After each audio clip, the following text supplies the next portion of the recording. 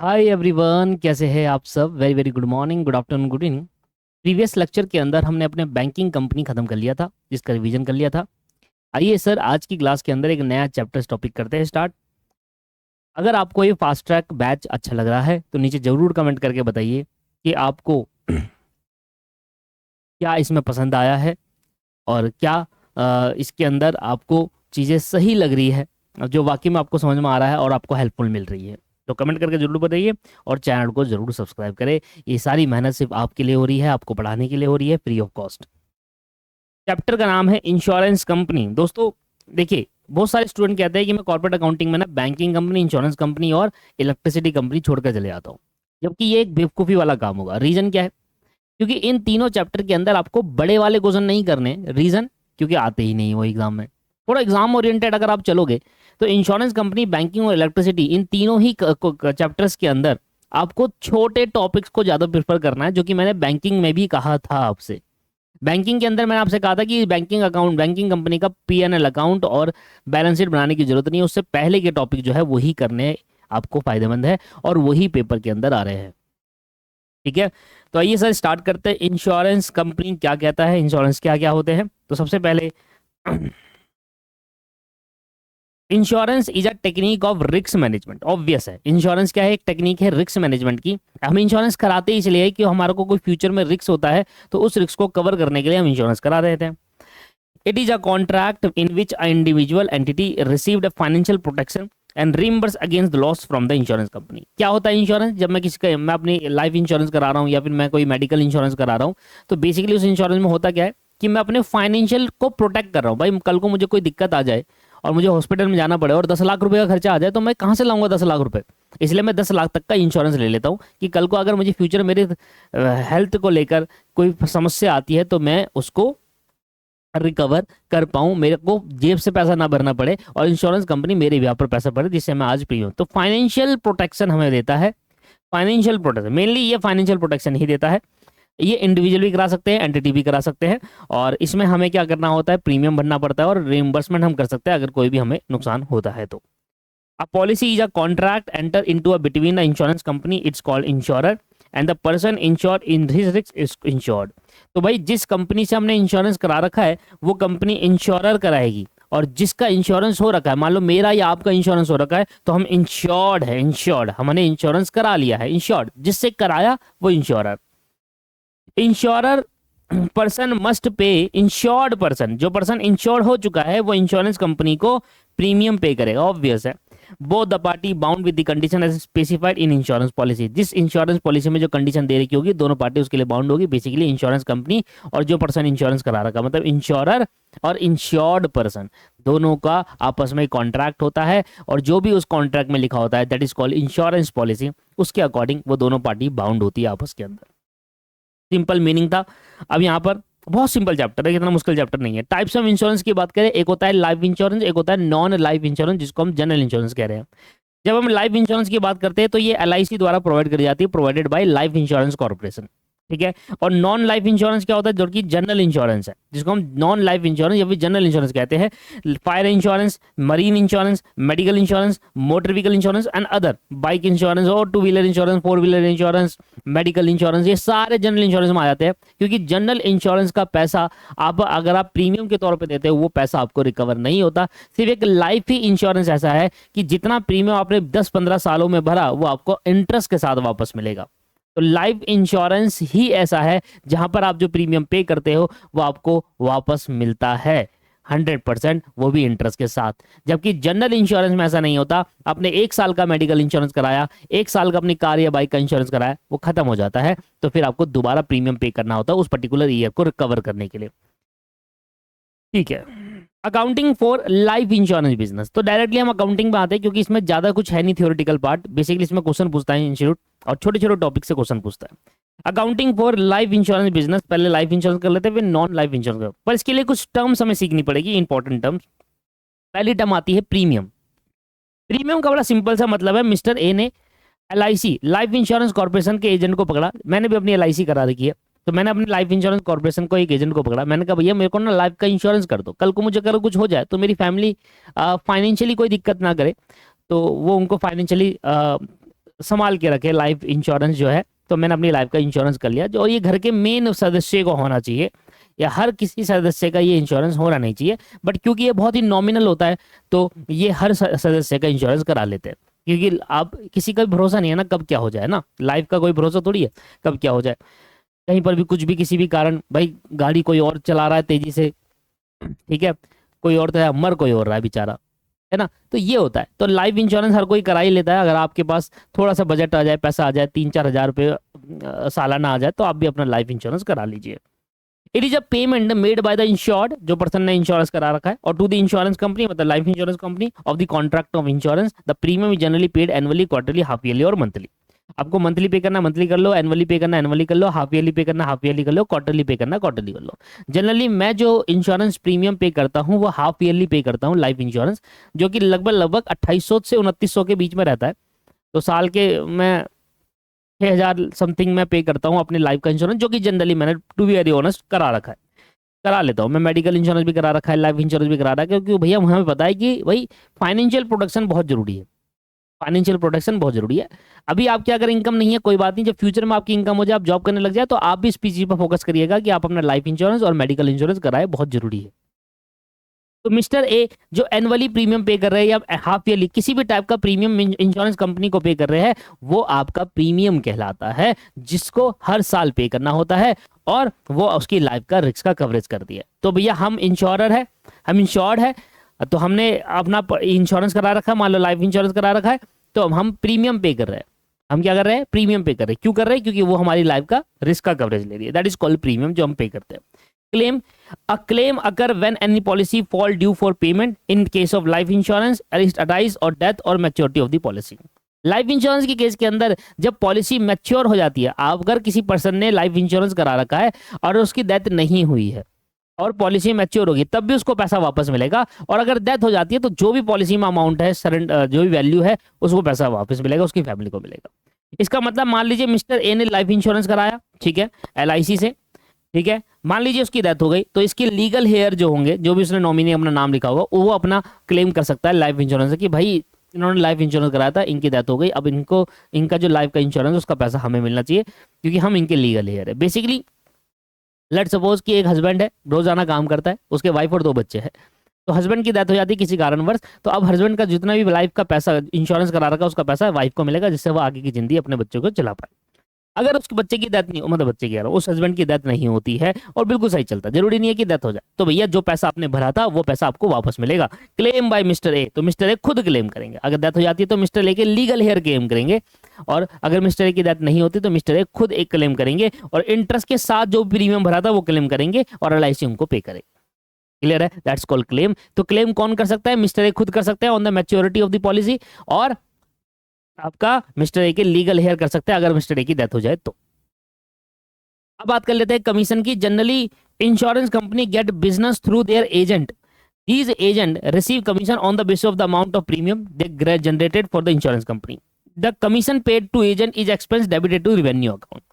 अब कमीशन क्या होता है? बेसिकली कमीशन का यहाँ पर टर्म से आया कि देखिए भाई, आप डायरेक्टली जाके लाइफ इंश्योरेंस से आप पॉलिसी ले ना ले मुझे नहीं पता, आई थिंक ऐप के थ्रू आप ले सकते हो। आप पॉलिसी LIC की ऐप डाउनलोड करो, वहां से आप ले सकते हो।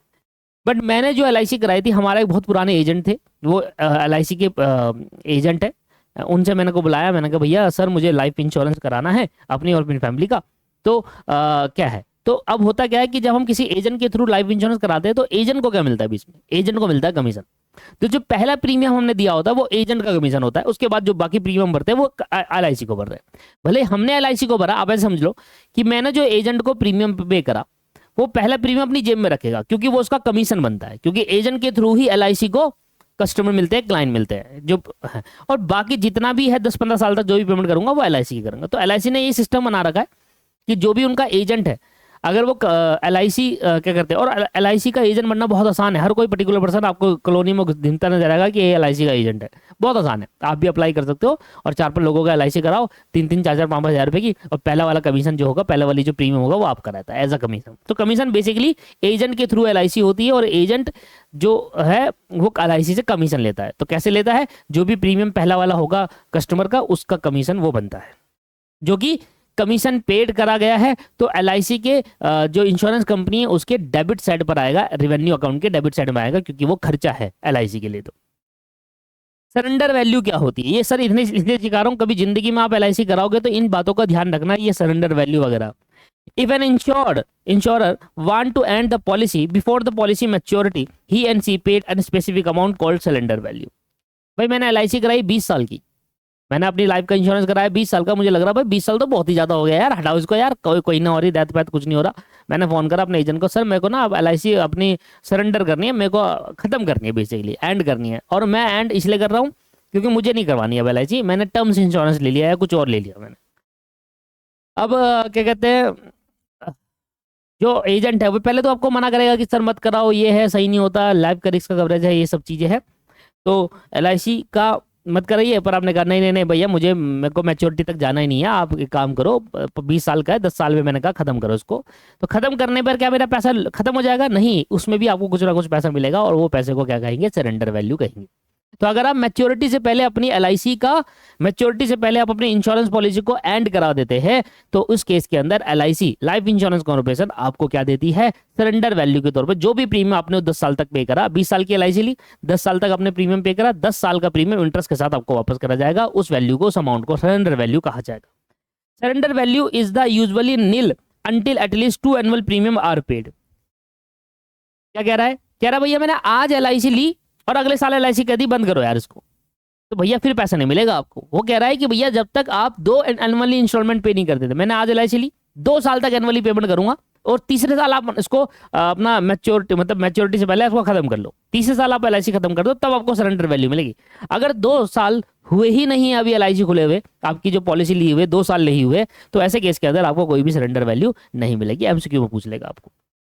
Amount paid as a surrender value is an expense similar to the claim paid.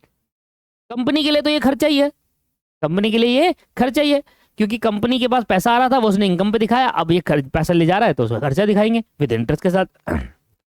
अब आ जाता है sir paid up policy. Paid up policy कहता है a policy holder who has difficult in paying the premium may be allowed an option to get the policy paid up. In this case policy holder is revealed to as the form of obligation of paying of the rest of the premium, but he will not get full value of policy which are calculated as follow। ये क्या कह रहा है sir? ये बहुत ही simple point है, ध्यान समझिए क्या कह रहा है। ये बड़ी सिंपल सी बातें कह रहा है। ये कह रहा है कि देखिए सर, आपने पॉलिसी ली थी 10 साल की, सॉरी 15 साल की, आपने 20 साल की पॉलिसी ली, आपने एग्जाम्पल ले लेते हैं। कह रहा है आपने 10 लाख रुपए की पॉलिसी ली है और टोटल आपको 40 प्रीमियम पे करना है, ठीक है। 10 लाख की पॉलिसी आपने ले रखी है और आपको टोटल 40 प्रीमियम पे करने हैं, और नंबर ऑफ प्रीमियम पेड आपने कितना करा? 10 रुपए आपने प्रीमियम पे कर दिया। नंबर ऑफ प्रीमियम पे कितना करा? 10 रुपए पे कर दिया, 10 रुपए पे कह रहा हूँ, सॉरी माय मिस्टेक, 10 आपने इंस्टॉलमेंट पे कर दी। मान लीजिए 10 लाख की पॉलिसी है, 40 इंस्टॉलमेंट पे करनी थी, आपने 10 कर दी। उसके बाद कह रहे हो जी भाई मैं नहीं कर पाऊंगा, अब मेरी फाइनेंशियल कंडीशन उतनी अच्छी नहीं है, मैं नहीं कर पाऊंगा, ठीक है। तो ऐसे के अंदर जो आपको पेड अप पॉलिसी है वो होती क्या है, उसका अमाउंट कैसे निकलेगा? वो कहेगा भैया देखो 10 लाख रुपए का आपका प्रीमियम है, आपने पे करना था 40, आपके पॉलिसी टोटल प्रीमियम पे करना था 40 इंस्टॉलमेंट, आपने 10 ही करी, तो आपको 2.5 लाख रुपए आपको मिल जाएंगे। पेड अप पॉलिसी ये होगी 2.5 लाख रुपए। तो बेसिकली कहने का पर्पज ये है कि ऐसा नहीं होता कि आपने 40 इंस्टॉलमेंट के लिए आपने प्रीमियम पे करा, प्रीमियम पे करना था, अब कर ही रहे हो 10, तो आपको 10 लाख रुपए नहीं मिलेंगे, फिर आपको 2.5 लाख मिलेंगे। आपकी पेड अप पॉलिसी 2.5 लाख की रह गई। आपने मना कर दिया, आपने कहा भाई मेरी अब फाइनेंशियल कंडीशन नहीं है, मैं आगे नहीं पे कर पाऊंगा, तो वहीं पर रुक जाएगी आपकी पॉलिसी, ये आपको पैसा नहीं मिलेगा। बेसिकली आपका क्या, पॉलिसी रुक जाएगी। कल को अगर किसी की डेथ हो जाती है तो आपको 2.5 लाख रुपए मिल जाएंगे। ये है मेनली कहानी, 10 लाख की जगह 2.5 मिलेंगे, क्योंकि आपने प्रीमियम ही उतना पे किया था। सर ऐसा भी हो सकता है कि मान लीजिए वो 10, देखिए अगर आप एक हमारे यहाँ पर जने थे जिन्होंने पॉलिसी कराई थी और पॉलिसी भरे उनको 2 साल ही हुए थे, प्रीमियम भरे उनको 2 साल ही हुए थे, और 2 साल के बाद उनकी कार जैसे रोड एक्सीडेंट में उनकी डेथ हो गई थी। तो 20 साल की LIC कराई थी, सिर्फ 2 ही प्रीमियम भरे थे, और 2 प्रीमियम भरने के बाद उनकी रोड एक्सीडेंट पे डेथ हो गई, और LIC ने उनको काफी अच्छा पैसा दिया। क्यों भाई? उन्होंने तो 2 ही भरा था। ये चीज अलग है, वो चीज अलग है। वहां पर आपकी एक्सीडेंट हो गया या फिर डेथ हो गई, उसके कारणवश LIC तो इसलिए खोली गई थी, डेथ हो गई। ये क्या कहता है? कहता है भैया मैं आगे पे नहीं कर पाऊंगा, मैं आगे पे नहीं कर पाऊंगा, 40 इंस्टॉलमेंट पे करनी थी, प्रीमियम पे करना था, मैं 10 ही कर पाऊंगा, बस यहीं रोक दो। तो आपको भी 10 लाख की कवरेज की जगह 2.5 लाख की कवरेज मिलेगी, 2.5 लाख ही आपको पैसा वापस मिलेगा। ठीक है जी, समझ में आ गया। तो ये कहता है a policy holder who has difficult in paying the premium may be allowed an option to get the policy paid up. उसको एक अलाउ दिया जाएगा कि अगर आपको डिफिकल्ट लग रहा है तो आप पॉलिसी पेड अप ले लीजिए। पॉलिसी पेड अप क्या होता है कि जितना प्रीमियम लिया उतना ही रहने दो, ठीक है, और आगे जाकर फ्यूचर में अगर कुछ होता है तो आपको उतना अमाउंट पे कर देंगे, जितना आपने पॉलिसी पे करा उसके अकॉर्डिंग आपको पे कर दिया जाएगा। In this case policy holder is reveal as to form obligation paying of the rest of the premium. वो मना कर देता है कि भैया मैं रेस्ट ऑफ द प्रीमियम नहीं पे कर पाऊंगा, but he will not get the full value of policy. उसको पूरी वैल्यू ऑफ पॉलिसी नहीं मिलेगी क्योंकि आपने पूरा पेमेंट तो नहीं करा, जितना आपने पे करा उसके अकॉर्डिंग, रेशियो के अकॉर्डिंग आपको अमाउंट पे कर दिया जाएगा। इस तरीके से निकालेंगे पॉलिसी पेड अप वैल्यू। तो इस तरीके से यहां पर हो गया। अब आ जाते हैं मेन कहानी बोनस पर। It is nothing but the share of profit which are payable by the insurance company to the policy holder. There are 5 types of bonus. तो बोनस क्या है, बेसिकली कुछ नहीं है। इंश्योरेंस कंपनी को कोई भी फायदा होता है ना, जब एलआईसी को कोई भी फायदा होता है तो एलआईसी अपना जो प्रॉफिट का हिस्सा है वो अपने शेयर होल्डर्स में, मतलब जो अपने कस्टमर है, जो अपने पॉलिसी होल्डर है, उनको बांट देती है इस टाइप्स ऑफ बोनस के टाइप के अकॉर्डिंग।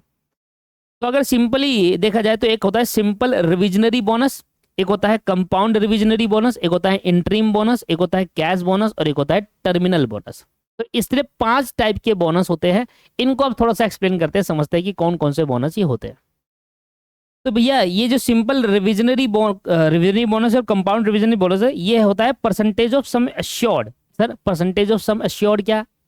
देखिए मैं आपको इसको एग्जांपल के साथ समझाने की जरूरत हूँ। मान लीजिए कि आपने 1 लाख रुपए प्रीमियम बनना है, ठीक है, और 10 लाख का आपका सम इंश्योर्ड है। क्या होता है कि अगर कोई पॉलिसी होल्डर 1 लाख का प्रीमियम भर रहा है तो उसको 10 लाख रुपए का सम इंश्योर्ड बनेगा, अगर उसकी डेथ हो जाती है तो। डेथ हो जाती है तो, और अगर डेथ नहीं होती, जो उसने भरा था वही मिलेगा। ये कहानी समझ लो। सम इंश्योर्ड का मतलब होता है कि आपका जो इंश्योर्ड है, इंश्योर्ड अमाउंट है, वो 10 लाख रुपए है।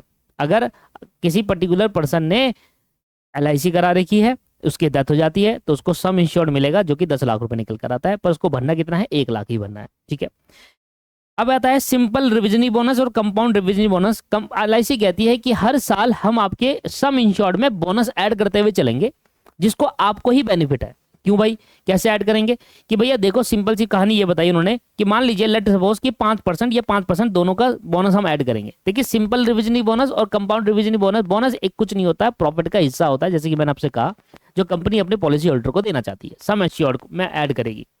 तो कैसे निकालेंगे, जैसे 5 साल का डाटा मैंने देख दिया, तो भैया ये जो सिंपल रिविजनरी बोनस है वो सम इंश्योर्ड पे निकलेगा और हर साल एक इकट्ठा अमाउंट रहेगा। जैसे कि मैंने कहा भाई 5 लाख रुपए है, 10 लाख रुपए है आपका सम इंश्योर्ड, 5% निकालूंगा 50,000 आ जाएगा। पहले साल 50,000 बोनस देंगे तो अब 10,50,000 रुपए उस पर्टिकुलर पॉलिसी होल्डर को मिलेगा। तो मान लो अगर पहले साल में उसकी डेथ हो जाती है तो उसको 10 लाख की जगह 10,50 मिलेगा, क्योंकि कंपनी ने बोनस भी दे दिया उसको।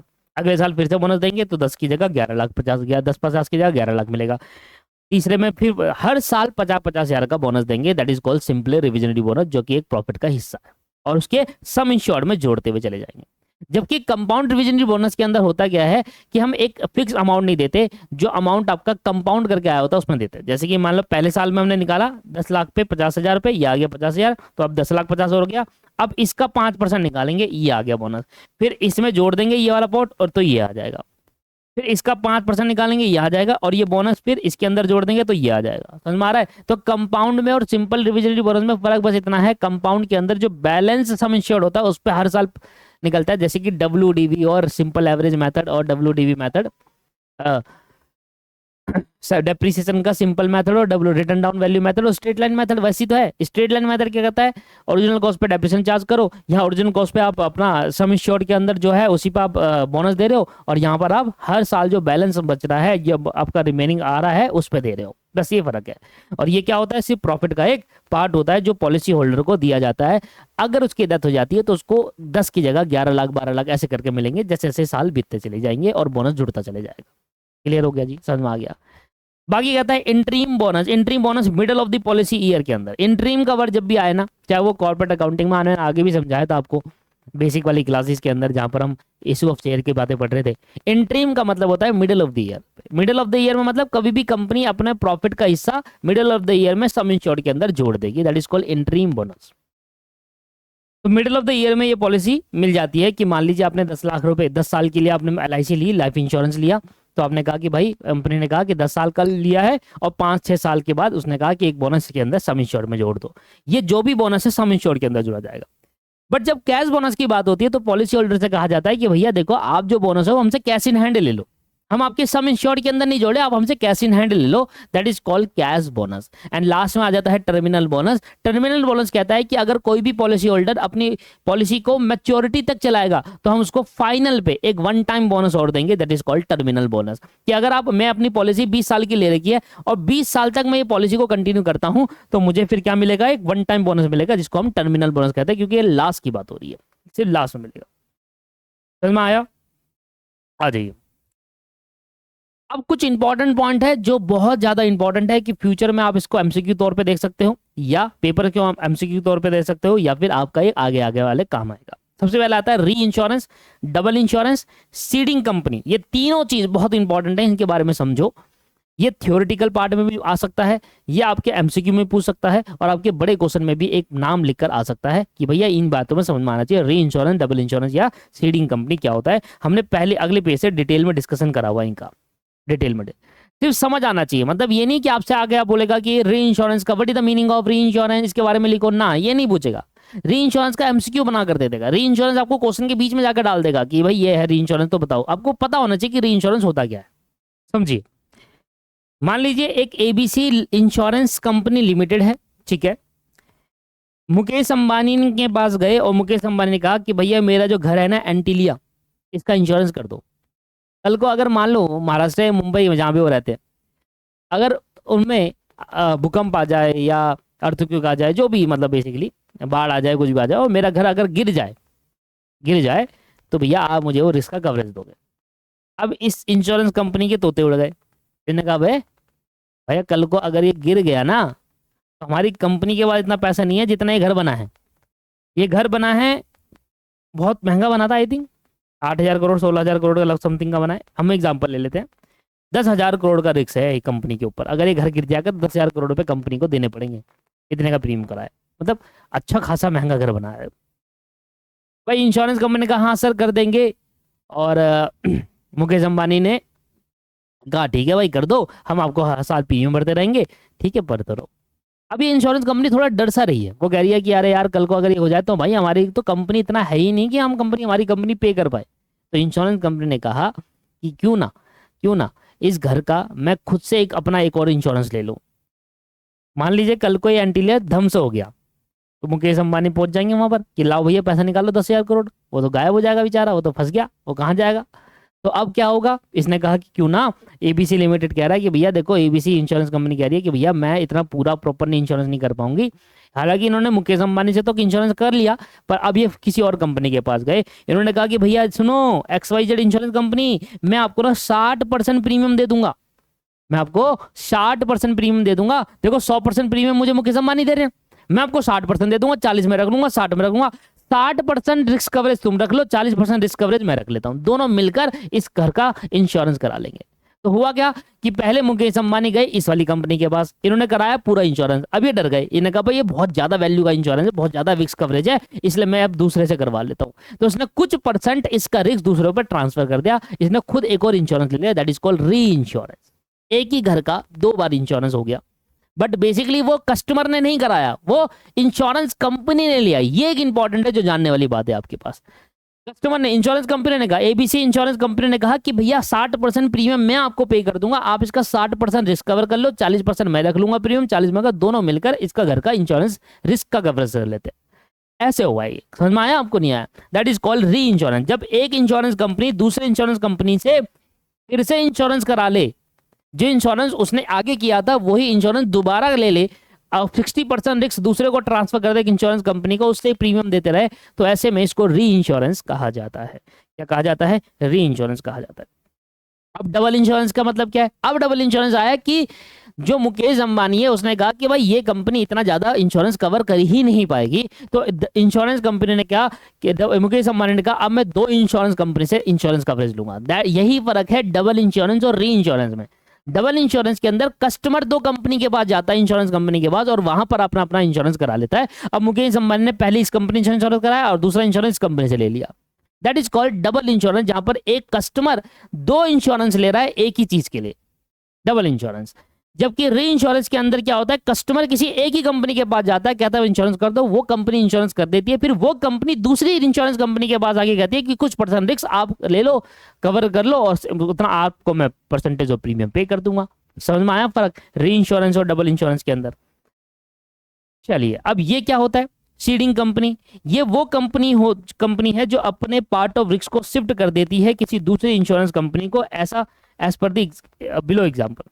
अब यहां पर क्या हुआ था, अब यहां पर बेसिकली कंपनी का नाम बताया जा रहा है। अभी जैसे कि हमने एग्जांपल देखा कि मुकेश अंबानी ने क्या करा था, मुकेश अंबानी ने अपने घर का इंश्योरेंस कराया था एबीसी इंश्योरेंस कंपनी लिमिटेड से।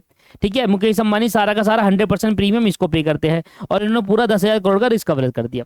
अब इसने क्या करा, ये डर गया, इसने कहा भाई सारा तो मैं पे नहीं करूंगा, इसने अपना रिस्क का कवरेज किसी और को ट्रांसफर कर दिया। तो इसने क्या करा, एबीसी लिमिटेड इन्हें 60% रिस्क कवरेज अपना दे दिया XYZ इंश्योरेंस कंपनी को, जो कि एक री इंश्योरेंस करा लिया। ठीक है, अब इन कंपनियों के नाम को क्या कहा जाएगा वो आपको बता रहा है। जो एबीसी लिमिटेड है, जो एबीसी लिमिटेड है ना, उसको कहा जाएगा सीडिंग कंपनी। सीडिंग कंपनी वो कंपनी होती है जो अपने रिस्क को ट्रांसफर कर देती है दूसरी कंपनी में, कुछ परसेंट ऑफ रिस्क ट्रांसफर कर देती है, और जब वो रिस्क ट्रांसफर करती है इसको री इंश्योरेंस कहते हैं, और जिस कंपनी को ट्रांसफर करती है उसको री इंश्योरेंस कंपनी कहा जाता है, जिसको एक्सेप्टर कंपनी भी कहा जाता है। तो सीडिंग कंपनी का मतलब क्या है, वो कंपनी जो अपने रिस्क को ट्रांसफर कर रही है दूसरी कंपनी के अंदर, जो रिस्क अपना कुछ ट्रांसफर कर रही है, जो कंपनी रिस्क ट्रांसफर करती है उसको सीडिंग कंपनी कहा जाता है, जिसको ट्रांसफर कर रही है उसको री इंश्योरेंस या फिर एक्सेप्टर कंपनी कहा जाएगा, और इसको ट्रांसफर को रिस्क ट्रांसफर को करने को कहा जाता है री इंश्योरेंस। समझ में आया? तो ये 3 पॉइंट जो आपके लिए बहुत इंपॉर्टेंट थे, जो पढ़ने थे आपको सीडिंग कंपनी। अब यहां से दोस्तों आपकी आ जाती है अकाउंटिंग ट्रीटमेंट। चलिए, लाइफ इंश्योरेंस का अकाउंटिंग ट्रीटमेंट एक बार देख लेते हैं, और नेक्स्ट क्लास में जनरल इंश्योरेंस का देखेंगे। मेरे को लगता है 2 क्लास में इसका रिवीजन आपका हो जाएगा। ठीक है, that is called fast track revision. Accounting treatment of life insurance fund. Life insurance fund क्या होता है, जब रेवेन्यू रिसिप्ट एक्सीज होती है रेवेन्यू एक्सपेंडिचर से, उसको लाइफ इंश्योरेंस फंड कहते हैं। जैसे कि एग्जांपल कि भाई बहुत सारे लोगों ने लाइफ इंश्योरेंस कराया था और सभी ने अपना प्रीमियम भरा, तो बेसिकली प्रीमियम आया, टोटल रिसिप्ट हुई 10,000 करोड़ की। LIC को, लाइफ इंश्योरेंस कॉर्पोरेशन को टोटल 10,000 करोड़ की रिसिप्ट हुई, जिसमें से उनका खर्चा सिर्फ क्लेम जो आया वो 4,000 करोड़ का आया। तो ये जो 6,000 करोड़ बच गया, इसको लाइफ इंश्योरेंस फंड कहा जाएगा, लाइफ एश्योरेंस फंड कहा जाएगा, इंश्योरेंस नहीं एश्योरेंस फंड कहा जाएगा।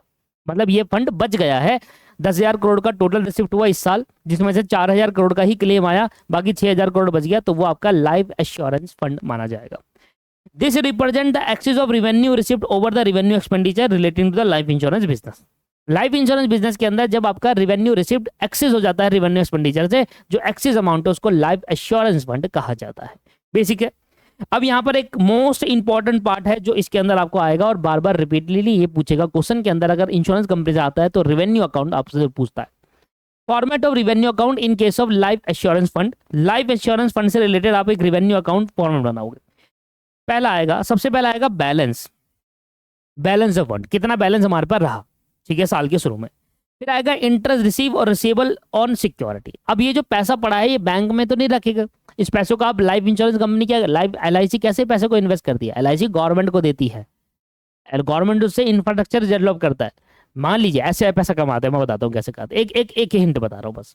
LIC के बाद जो भी पैसा आएगा कस्टमर का, LIC क्या करेगी, उसको गवर्नमेंट को दे देगी, गवर्नमेंट उसको हर साल इंटरेस्ट पे करेगी। लेट्स सपोज कि LIC ने 10,000 करोड़ रुपए गवर्नमेंट को दिया और कहा कि भाई गवर्नमेंट ने LIC से ले लिया फंड।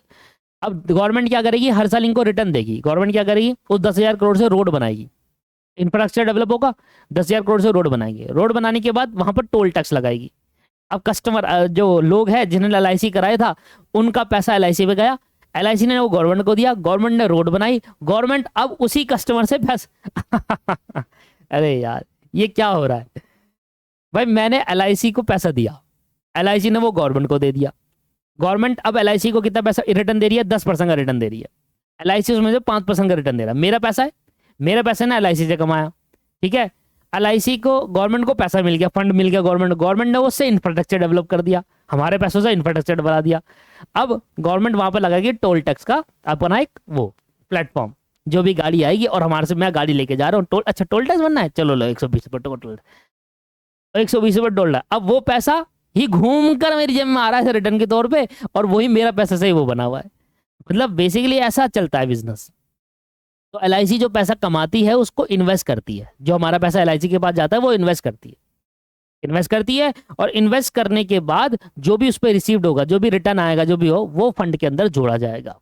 तो देखो बैलेंस ऑफ फंड का मतलब वही 4-6 हज़ार करोड़ रह गए थे जिसके अंदर हमने इसको इन्वेस्ट कर दिया, उससे मुझे इंटरेस्ट रिसीव हुआ या सिक्योरिटी खरीदी। एलआईसी जरूरी नहीं है कि हर बार गवर्नमेंट को ही दे, स्टॉक खरीदती है, बड़े बड़े लोग बैठे होते हैं वहां पर एलआईसी के उसमें, स्टॉक खरीदना बेचना वगैरह सब में बहुत सिक्योरिटी में पैसा लगाती है, उससे जो भी रिटर्न आएगा वो फंड के अंदर जोड़ा। मतलब बेसिकली आप मान लीजिए जब आपने एनपीओ चैप्टर पढ़ा था ग्रुप 1 के अंदर, वहां पर आपने फंड बेस्ड अकाउंटिंग करा होगा। उसमें फंड बेस्ड अकाउंटिंग में क्या होता था, फंड से कमाया गया पैसा फंड में ही जोड़ा जाएगा, और फंड से कमाया खर्चा जो है फंड से ही निकाला जाएगा।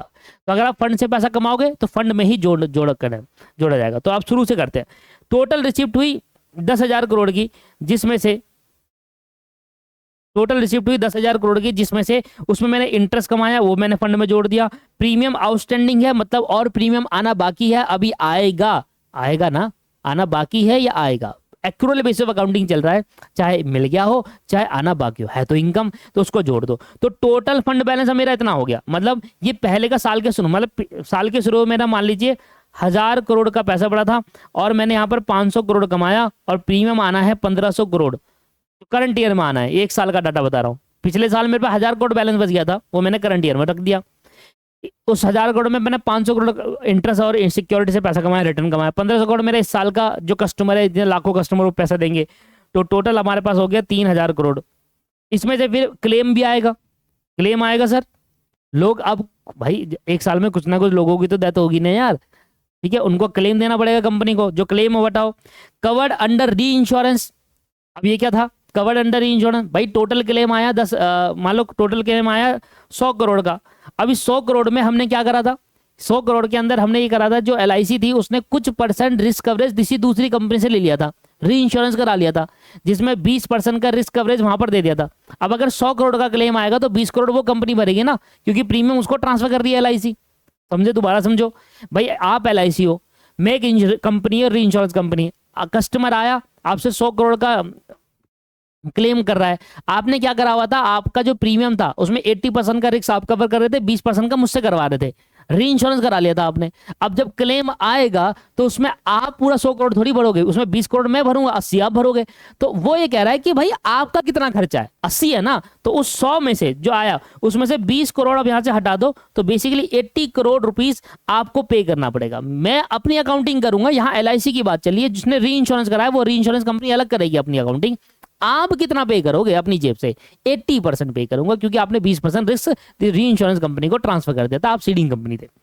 अगर ऐसा दे रखा है क्वेश्चन के अंदर, तो क्लेम जितना आया 100 करोड़ का, जिसमें से 20 करोड़ हमने रिस्क ट्रांसफर करा था, वो दे रखा होगा तो हटा देना, और बाकी रिस्क आप कवर करोगे 80 करोड़ का।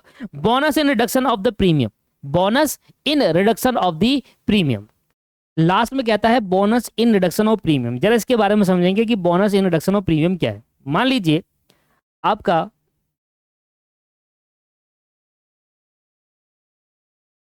मान लो सर आपको प्रीमियम देना था, हर साल 10,000 रुपये प्रीमियम देना था। अब कंपनी ने क्या करा, आपको बोनस दे दिया, बोनस दे दिया, कंपनी ने कहा भाई 5,000 रुपये आपको हम बोनस दे रहे हैं। अब देखो bonus in reduction of premium का मतलब क्या है, आपको एनुअल प्रीमियम भरना है, एनुअल प्रीमियम आपको 10,000 रुपये भरना है, ठीक है। कंपनी ने कहा कि हम आपको बोनस देंगे और इन रिडक्शन ऑफ प्रीमियम देंगे, इन रिडक्शन ऑफ प्रीमियम देंगे। अब इसका मतलब बेसिकली ये होता है कि जब अगले, जैसे 5,000 बोनस देंगे आपको कंपनी, हर आप एक साल का 5,000 बोनस, तो कंपनी ये कह रही है कि अगले साल जब आप 10,000 रुपये पे करना होता है, देखो एनुअल प्रीमियम का 10,000 है, इस साल आपने 10,000 पे करा, कंपनी ने आपको बोनस दे दिया 5,000 रुपये, तो कंपनी कह रही है जब अगले साल प्रीमियम पे करोगे तो उस प्रीमियम के अंदर आप 10,000 पे ना करके 5,000 जो हमने बोनस दिया था वो हटा देना, और आप 5,000 ही बोनस पे करना, 5,000 ही प्रीमियम पे करना। Bonus in reduction of premium, premium को कम कर दिया उस बोनस ने, तो ये भी कंपनी के लिए खर्चा माना जाता है, क्योंकि कंपनी जो बोनस दे रही है उससे उसका प्रीमियम कम आ रहा है, जहां वो 10,000 आना चाहिए था वहां 5,000 ही आ रहा है, तो यहां पर इसलिए इसको माइनस करा गया है, इसलिए इसको माइनस करा, bonus in reduction of premium. और इस तरीके से बाद में पता चल जाएगा balance of life assurance fund, balance of life assurance fund. लो जी, मैं आपको एक बुक खोल के बुक का क्वेश्चन कराता हूँ एक।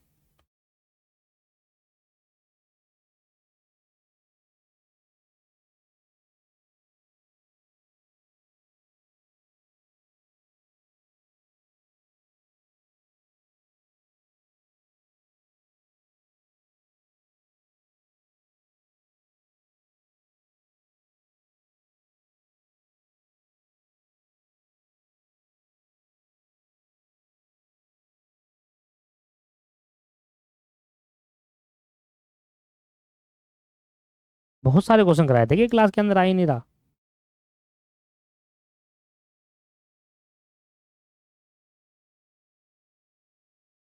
देखो एक चीज आपको इस बात पे भरोसा रख लीजिए कि बुक के अंदर, मॉड्यूल के अंदर जितने क्वेश्चन दे रहे होंगे सब होंगे क्लास के अंदर, एक भी नहीं छूटेगा, ये तो गारंटेड है। ये लो सर, ये सेम क्वेश्चन है। कहता है the revenue account of life insurance company, तो the life assurance fund on 31 March 2021 का ओपनिंग बैलेंस आपको दे रखा है जो कि है 62,21,310 रुपए before taking into an account of the following item. अब ये फंड का बैलेंस तो निकाल दिया, बट ये फंड का बैलेंस पे इन बातों को कंसीडर नहीं करा गया है। वो कह रहा है कि इन बातों को कंसीडर करके मैं भूल गया हूं, ये देखो लिखा हुआ है ना, what is the life insurance fund after taking into the above account, इन बातों को कंसीडर करके मैं भूल चुका हूं, ऊपर की बातें भूल गया हूं, आप मुझे दोबारा बता दो। तो ठीक है, पहले लिखेंगे 62,21,310 रुपीज का तो आपका फंड का बैलेंस था, जिसमें इन बातों को कंसीडर कर लेते हैं। सबसे पहले इंटरेस्ट एक्रूड ऑन सिक्योरिटी, इतना इंटरेस्ट मैंने कमाया तो इसको जोड़ देंगे 8260। फिर आउटस्टैंडिंग प्रीमियम इतना और आना है, इतना और जोड़ दो 5410। ठीक है, करना 62,21,300 प्लस 8260 प्लस 5410, ये आ जाएगा 62,34,980 980। इसके बाद वो कह रहा है कि भैया क्लेम कितना आया है 26,000, कह रहा है claim intimate but not admitted, इसका मतलब होता है कि लोगों ने क्लेम तो किया, मतलब लोगों ने क्लेम,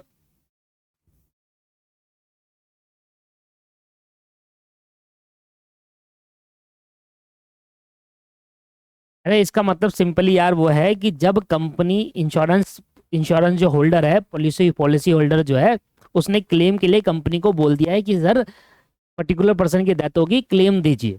ठीक है, अब अभी कंपनी ने क्लेम उसको एडमिट नहीं किया है, कंपनी ने अभी उसको एक्सेप्ट नहीं किया है, that is called claim intimate तो हो गया है, पॉलिसी होल्डर की तरफ हमें आ तो गया है कि क्लेम देना है, पर हमने अब उसको एक्सेप्ट नहीं करा, एक्सेप्ट करेंगे और दे देंगे। ठीक है, कुछ चीजें कंसिडर करके, तो 26,500 आपका ये क्लेम हो जाएगा, जिसमें से 12,000 का तो री इंश्योरेंस ही कराया था, तो भैया 26,500 माइनस नहीं होगा प्रॉपर, क्या होगा, पहले तो क्या करेंगे, इस 26,500 में 12,000 जो री इंश्योरेंस कराया वो हटा दो, 26,500 में 12,000 तो कोई और देगा ना, तो कंपनी की तरफ से खर्चा कितना आया 14,500। ठीक है, और इसके बाद बोनस इन प्रोडक्शन प्रीमियम अगले बार 4500 रुपये कमाएगा, वो भी आप यहाँ से माइनस कर दो, and here is your final answer 62,34,980 minus 14,500 और माइनस 4500, याद आएगा सर 62,15,980, 62,15,980।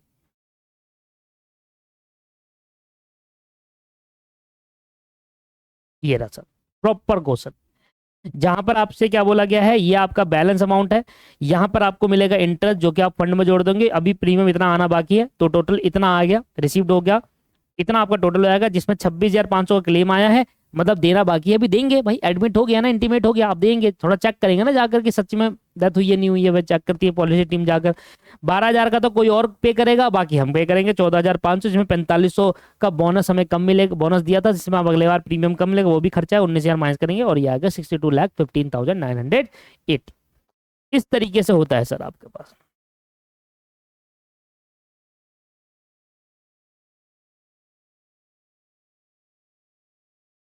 एक चीज और देख लूं,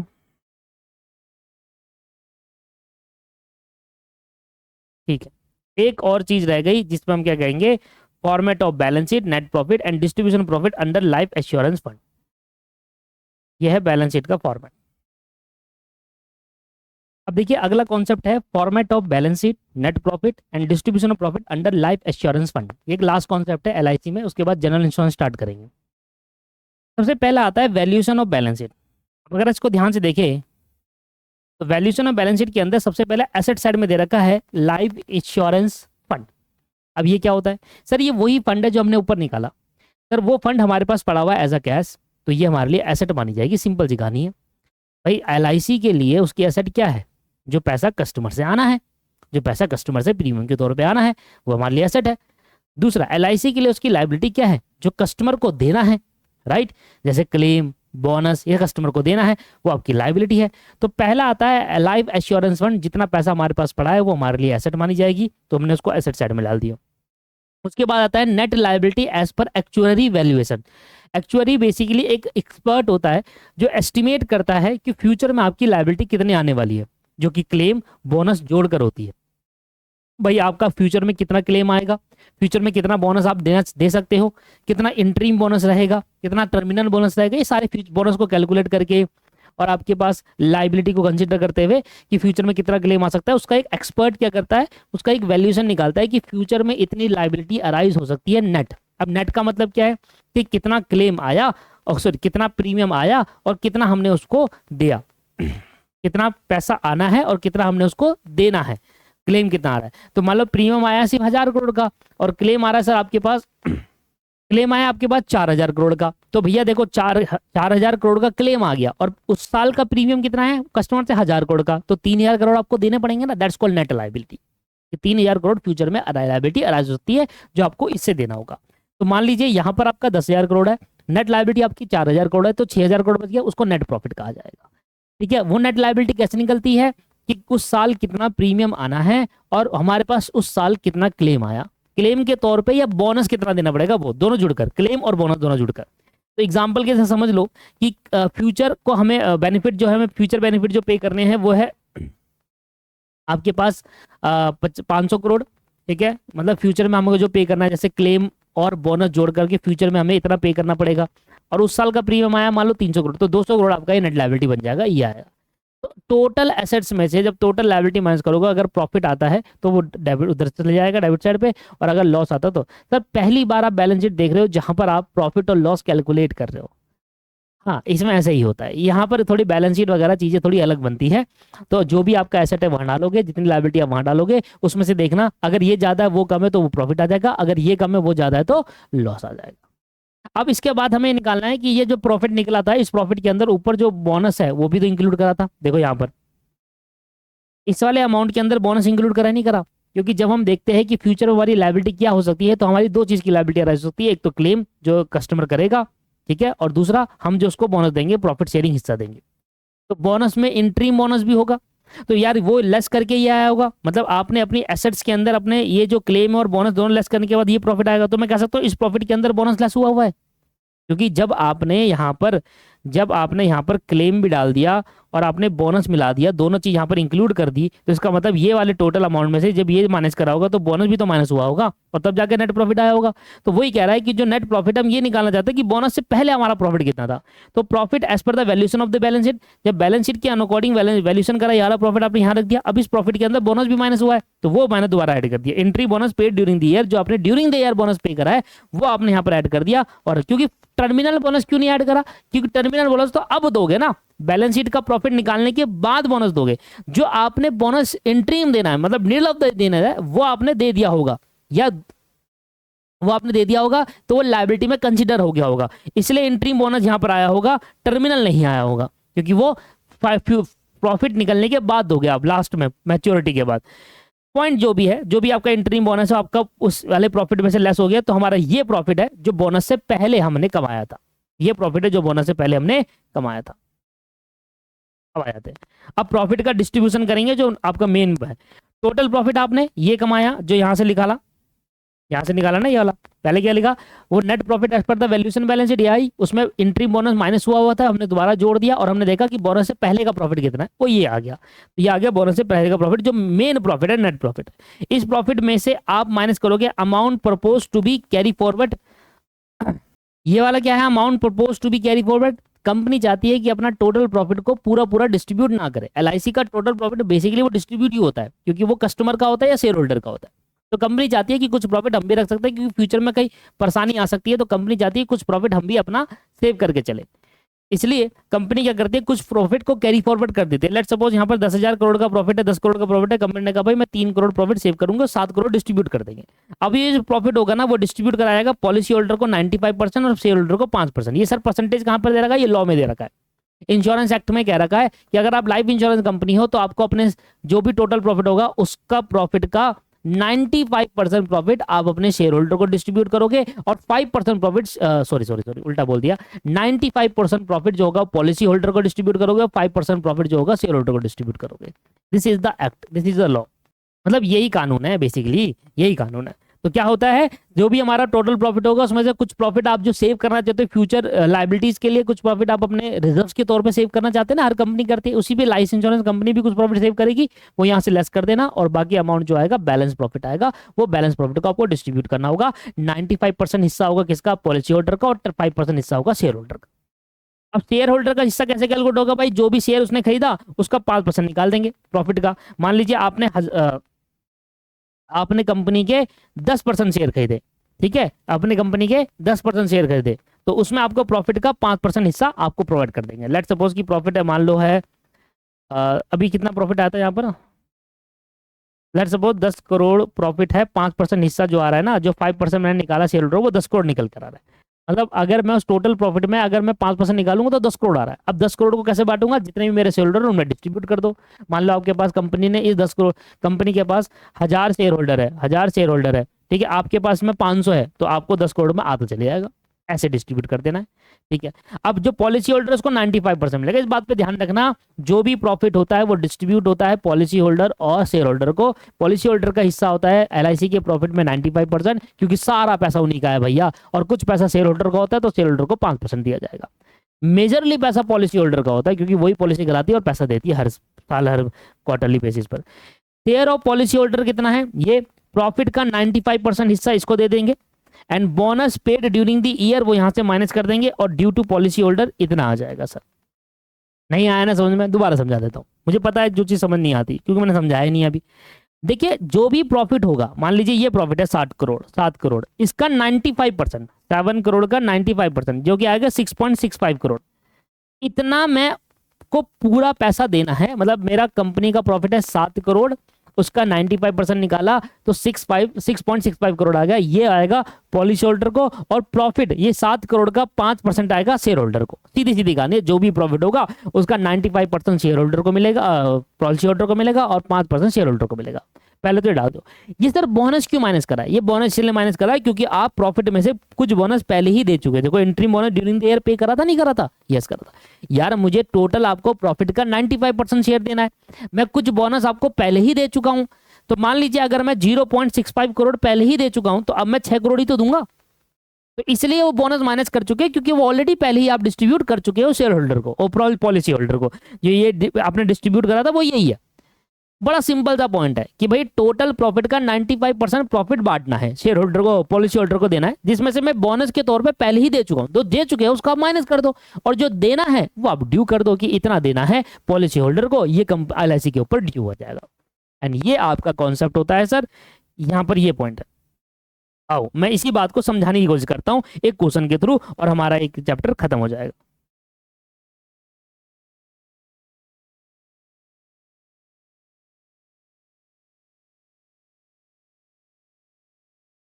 the life insurance fund of Prakash life insurance company limited was 34 lakh. 34 lakh का तो इनका फंड है।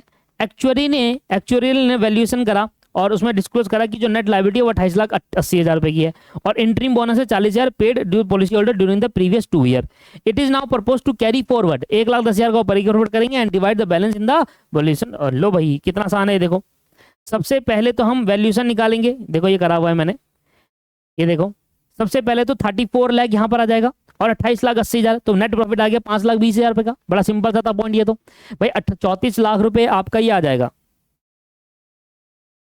34 लाख रुपए आपका ये आ जाएगा, लाइफ इंश्योरेंस फंड में दे रखा है क्वेश्चन के अंदर। 28,80,000 रुपए का आपका लायबिलिटी दे रही है, दोनों का माइनस करा, आपका नेट प्रॉफिट आ गया 5 लाख। अब इस प्रॉफिट के अंदर बोनस जो दिया था वो माइनस हो रखा है, तो हम उसको दोबारा एड बैक करेंगे और नेट प्रॉफिट निकालेंगे। तो 5,20,000 रुपए हमारा ये वाला प्रॉफिट है जो यहाँ आ गया, जिसमें 40,000 रुपए हम बोनस दोबारा जोड़ देंगे और 5,60,000 रुपए का हमारा प्रॉफिट है, ये आ गया 40,000 रुपए आपका।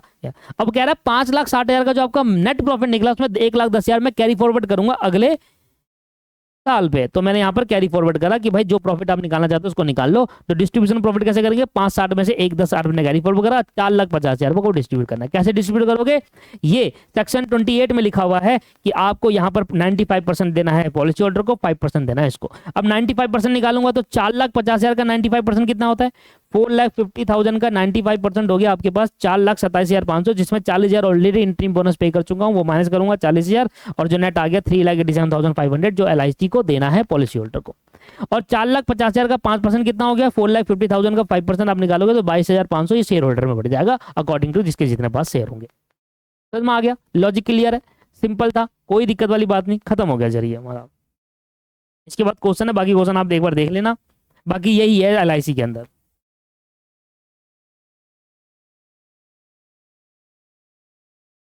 जनरल एंट्री कोई काम की है नहीं वैसे तो। नेक्स्ट क्लास से हम पढ़ेंगे accounting for general insurance business, accounting for general insurance business, ये आपका यहाँ पर खत्म हो जाएगा। और ठीक है, चलिए आज के सेशन को इतना करते हैं, होपफुल आपको यह लिखना समझ में आई होगी। तो लाइफ इंश्योरेंस खत्म हो गया, अब जनरल इंश्योरेंस करेंगे। अब इसके बिहार पर क्वेश्चन कर लेना, मैंने आपसे फिर कहता हूँ कि जब फास्ट ट्रैक पढ़ते हो तो कॉन्सेप्ट तो मैं समझा देता हूँ, उसके बिहार पर एक ही क्वेश्चन करा देता हूँ, पर जितनी प्रैक्टिस आप करोगे उतना ज्यादा बेहतरीन होगा। तो नेक्स्ट क्लास में मिलेंगे जनरल इंश्योरेंस में और खत्म करेंगे इस चैप्टर को। Have a nice day, bye bye, take care, thank you.